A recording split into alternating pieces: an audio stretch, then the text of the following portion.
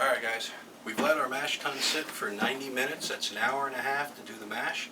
And we're going to do a simple starch conversion test before we start the sparge or the draining the tun and adding the drain water. In order to do a starch test, it's simple. Use a small bowl, collect a very small amount of your wort.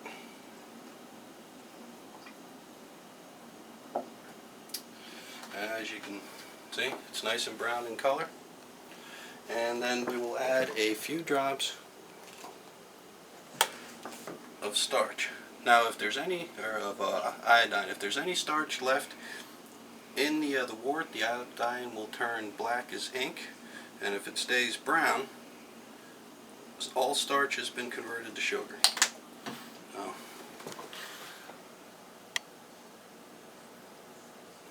Nice brown color, and all starch is converted. So we'll get rid of this, and now we will start the. Now we'll start the sparge, and I'm going to pour everything into my fermenting bucket because I'm going to split it up into 2 pots on the stove. But I don't want one pot with really concentrated wort and one pot with, you know, the runnings from the sparge water. So I'll put it all into one bucket.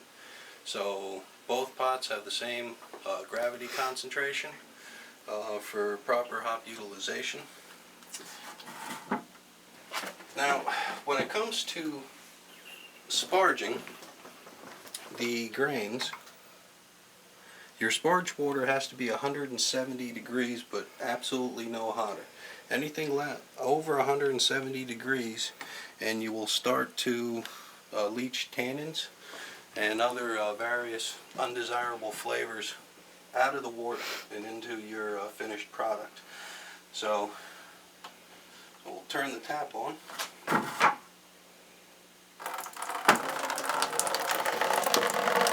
And we will allow the wort to drain out slowly into the bucket. And now we will start the sparge.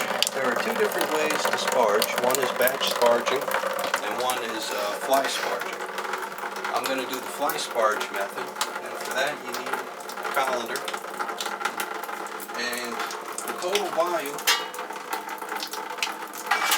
of my sparge water is 3.5 gallons. Now, if you remember, there was 2.5 gallons of strike water in the mash tun when we started, so I will have a total pre-boil volume of 6 gallons. So this process is going to take a half hour to 45 minutes, but I'll do it once or twice just to show you guys how to do it. The reason for the colander is that you want to sprinkle the water over the grain bed very gently. As the water drains out of the grains will compact and act as a filter. And you'll end up with mostly clear wort that doesn't have any pieces of grain or barley floating around in it. Now you have to keep an eye while you're sparging, and you want to keep the water level a ½ inch to 1 inch over the grain bed at all times, or as close to that as possible.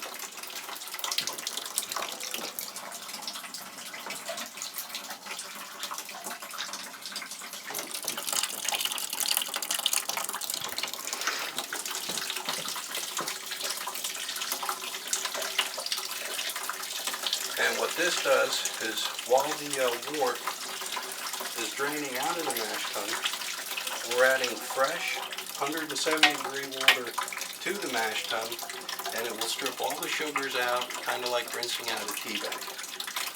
Okay? This part's actually kind of boring, and like I said, it takes about 45 minutes, so stick with me guys, and we'll be right back. Alright, back up a little bit.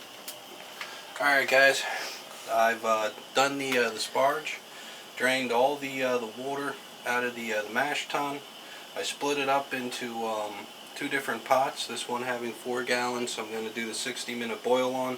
The other one's going to have 2 gallons in it. I'll only boil that for about 20 minutes to sterilize it. And if you look at the pot, it's boiling, and see how the foam is pushed to one side? That's called a hot break, and that is when we add our hops. Now I have the first hop addition, 1 ounce of Fuggle hops for 60 minutes. Look at the camera. And I've got my timer set for 1 hour. And before I put this in, I have an alarm set for 30 minutes to remind me when to do the second hop addition. That's another ounce of Fuggle hops at 30 minutes. So start the timer.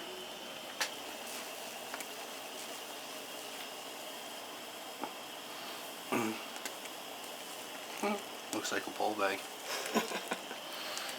And there we go.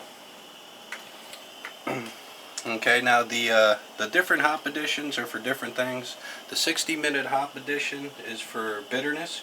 You need bitterness to counteract the candy-like sweetness of the grains. But because we're using English hops and they're relatively low alpha acid varieties, we will do a 60-minute bittering addition and a 30-minute bittering addition. So we've got nothing to do now for the next half hour, but drink some homebrew beer. Stay with me, guys. We'll be right back. Alright, guys, it's been 30 minutes, and now we're going to add our second hop addition. This is 1 ounce of Fuggle hops at 30 minutes.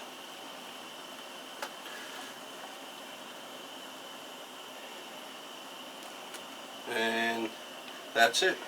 I will add 1/2 ounce of Fuggle hops at 10 minutes for flavor and aroma before we flame out at 60 minutes. And then just for more aroma, I'll add an ounce of Fuggle hops as dry hops in the primary fermenter. Okay, see you guys soon. Alright, guys, I decided to switch this up a little bit. Instead of adding a 1/2 ounce of hops at 10 minutes for the flavor and a 1/2 ounce of hops at 2 minutes for the aroma, I'm going to throw a whole ounce of Fuggle hops in at 5 minutes so I can get half flavor and half aroma out of it. Keeping in mind we're still going to add 1 ounce to the fermenter as a dry hop. Okay, we've got 4 minutes left in the boil. When this buzzer goes off, I'll flame out, or I'll shut the burner off, and I'll show you guys how to make a yeast starter if you have a stir bar and a stir plate.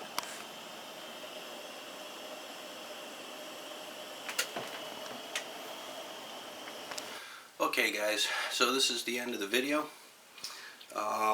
First, I'd like to give a special thank you to my brother John, who volunteered all on his own to give up one of his days off to come over to the house and play cameraman for me. Thank you. I don't really think I could have made the video as easily as I did without your help. Couple of things happened during the filming of that video. One, I wanted to show you guys how to do a yeast starter with an Edemeyer flask and a stir plate. Unfortunately, for some reason, my stir plate wasn't working correctly, so I never actually did a yeast starter. All I did was I rehydrated the yeast and then I poured it into the bucket, and I really didn't see a need to film that either because, I mean, I don't want to insult your intelligence. Everybody's seen somebody pour yeast into a bucket, and if you're a home brewer, obviously you've done it yourself many times over. Some other things that I changed, the hop additions on that batch was originally going to be an ounce at 60 minutes, an ounce at 30 minutes, a 1/2 ounce at 10 minutes. When I started the brew, I changed that to an ounce at 60, an ounce at 30, a 1/2 ounce at 10 minutes, a 1/2 ounce at 2 minutes. In the middle of the brew, or more accurately towards the end of the brew, I was kind of getting tired of doing it because it did take a very long time. Even though the video in both parts that you guys just watched are about 30 minutes long, it took me probably about 6.5 hours. So what I did was I just added an ounce of hops at 5 minutes, and while the wort was cooling down, I reran the calculator from brewheads.com, and what that did was it bumped the IBUs, or the bitterness scale, from 48 to 52, which isn't, that big of an increase, and I think I'll still be happy with the results of the beer. Just another note, the video that you just saw was meant to be educational. It was meant for guys who brew their own beer but are either doing their first all grain batch or are thinking about doing their all grain batch. So all you experienced all grain guys out there, please forgive the video. It wasn't really meant for you guys, but if you watch it, I thank you. Now if anybody does all grains and if they notice that I did something wrong, or they have ideas to make the process a little easier, maybe not take so long, I do invite your comments and criticisms in the comment sections below. A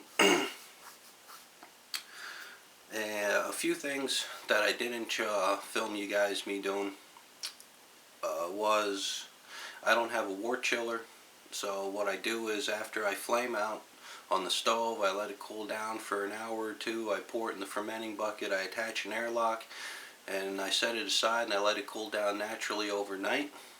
The very next day I took a gravity reading, and the gravity was 1.042, and that's when I rehydrated the yeast and pitched it in. This is the day after I pitched in the yeast, so it's 2 days after I made the actual video, and the airlock excuse me, the airlock's going completely spastic, and the entire room that it's fermenting in kind of smells like sugar cookies at Christmas time, and I just kind of really love that smell. So anyway, I really don't want the video to be too long, so thank you for watching the video. If you like it, thumbs up. I hope I was able to teach you guys something in the process, and even though it does take a long time, it's still a whole lot of fun. And well, that's pretty much it. Well, take care of yourselves, guys. I'll see you on a Homebrew Wednesday sometime soon. 17.